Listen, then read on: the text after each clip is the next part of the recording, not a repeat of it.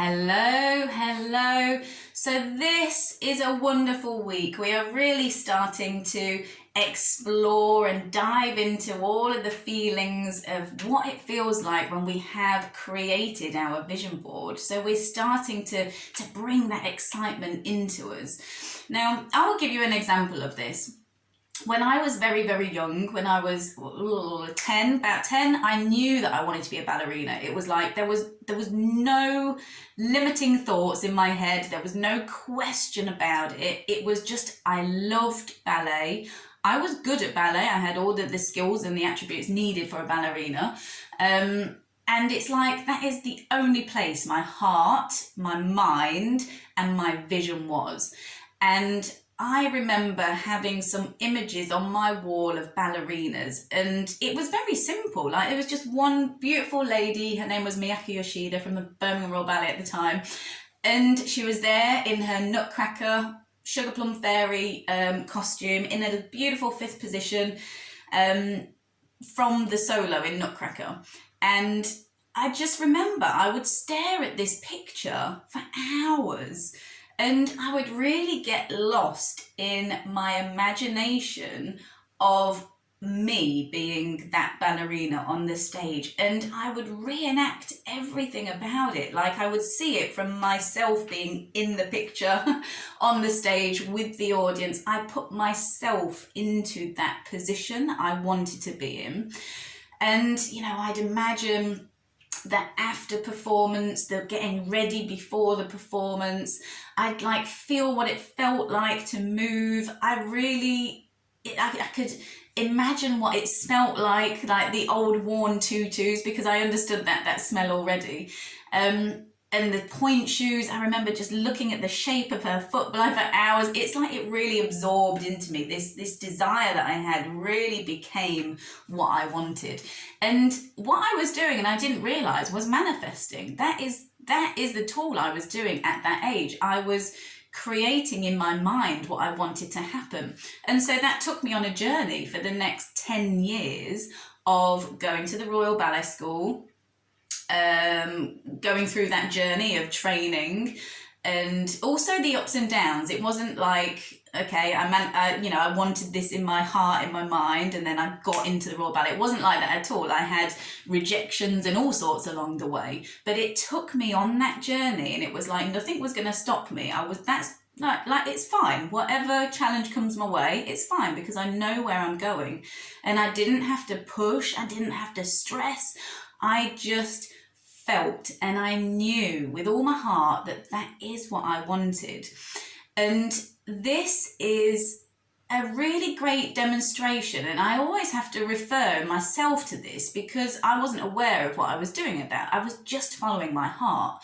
And it's a great reminder for us adults when we get so busy with administration and roles and responsibilities and getting everything done. I've only got so many hours in the day. We lose that, and we become really up in our headspace. And it's a great reminder to go,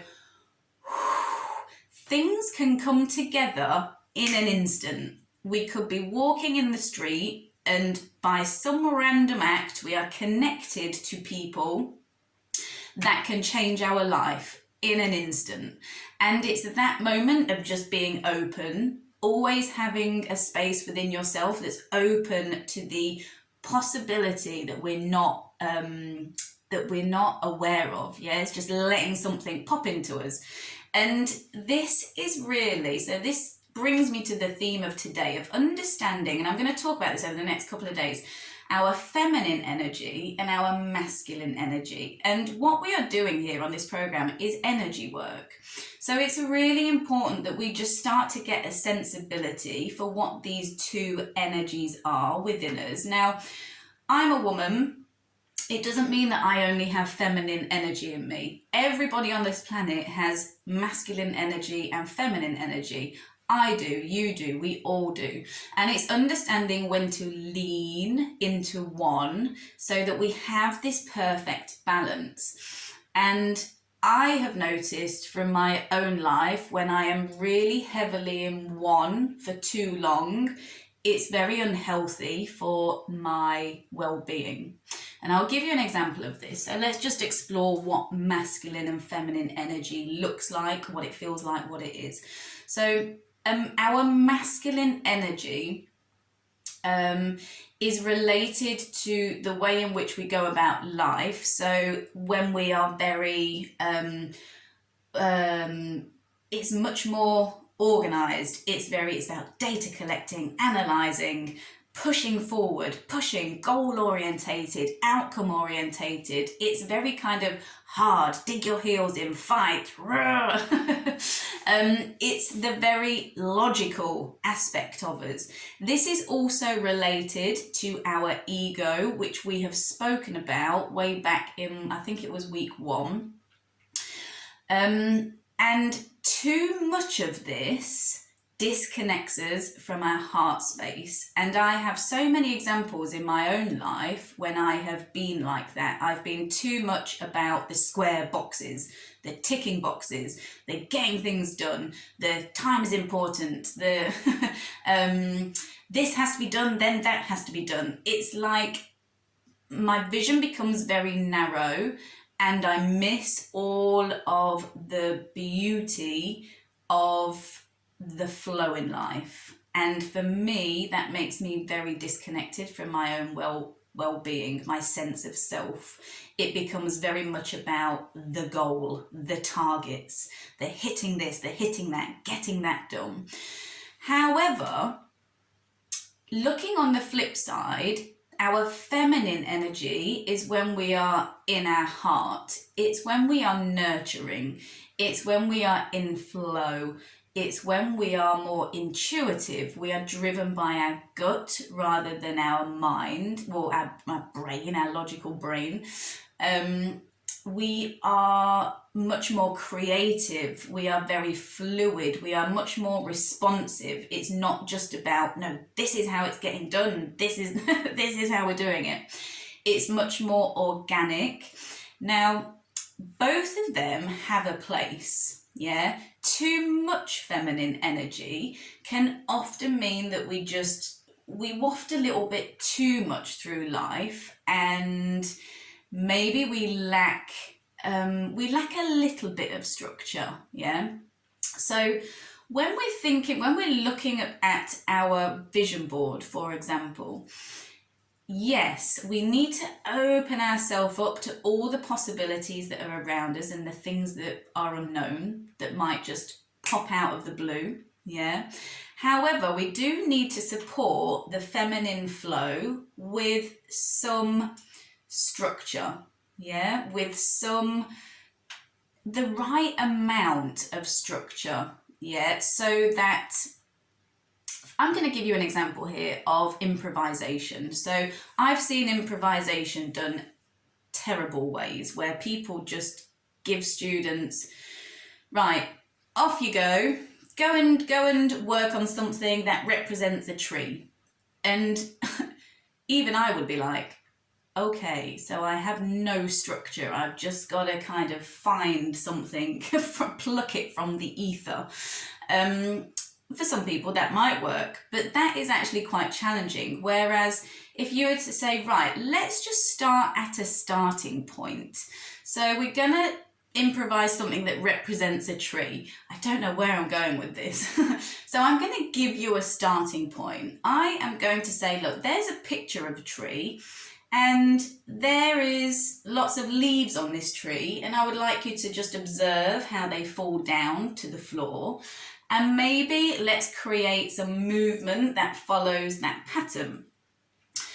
So now they have something to lead with. They have a little something to lead with, but the more they look into it, the more they will be able to bring their own flow, their own interpretation into that idea. And this is the same as life. So when we over structure ourselves, it makes us very difficult in our minds to accept change. The one thing that we can be absolutely certain of is change. Change is always happening. We are constantly evolving, we are constantly changing, we are constantly growing. And especially if you have a growth mindset, so you want to grow, you want to keep expanding yourself. So the one thing we can be sure of in life is change. Yeah, so it's really important that we have tools, that we have structure to support ourselves through moments of change, so we don't just feel like, oh God, I feel so out of control, I feel like I'm being pushed around. And that is what all of this work is doing for us. We have routines to help us with our daily structure to support our mental well-being. We have structure in order to transform our negative habits into positive thinking habits. We then have vision boards to keep our mind on track. So, because we do wander off a little bit, of course we do. There's a lot that goes on in life, but it just keeps us anchored to something that we can see daily, we can feel daily, we can touch daily. It's there, it's a reminder.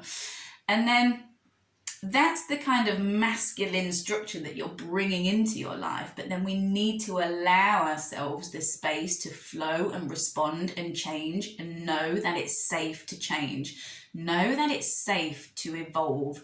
Know that it's actually what you're here to do, to evolve, to keep changing, to keep growing. So now we have our vision boards. Let's just think of some of the actions we can take to bring that vision board into our reality. Yeah, so this is the task here. Just start to go about your day and acknowledge when you're leaning more into your masculine, when you're leaning more into your feminine, and just see, just start to observe what that means to you in that moment. Yeah, when you're getting in your head, is it because you are too much in your masculine energy? Oh God, I've got so many things to do. I've got to do that, I'm rushing here, I've got to meet this line at that. Oh my God, it's really fast. It's really fast and overwhelming.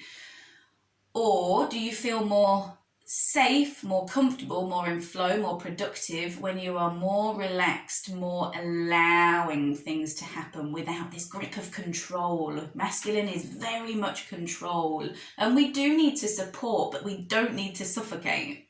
Yeah, so this is more a conceptual thing to just start acknowledging in your life, because then you can be like, okay, I have these ideas for this project I want to bring into my life.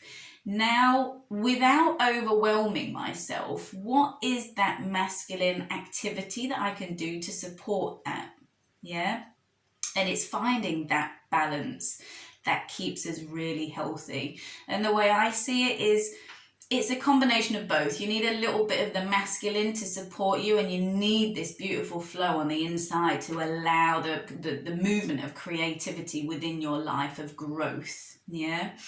So there is so much to talk about on this topic, but this is really an introduction. I invite you just to raise your awareness as to when you are using your masculine, when you are in your feminine energy, because this really helps us understand where we need to be and what we need to be in order to help improve our life and our well-being at various points. Yeah. So think about that in terms of your vision board as well. What can we now start putting into action to help us manifest, help us just draw that vision in, help us draw that vision into our life, the things that we want to create? Yeah, I'm very excited to see how this develops for many of you, for all of you, because wonderful things have just come out of the blue for so many of you so far. So I'm really excited to see this, and I will speak to you tomorrow. Take care.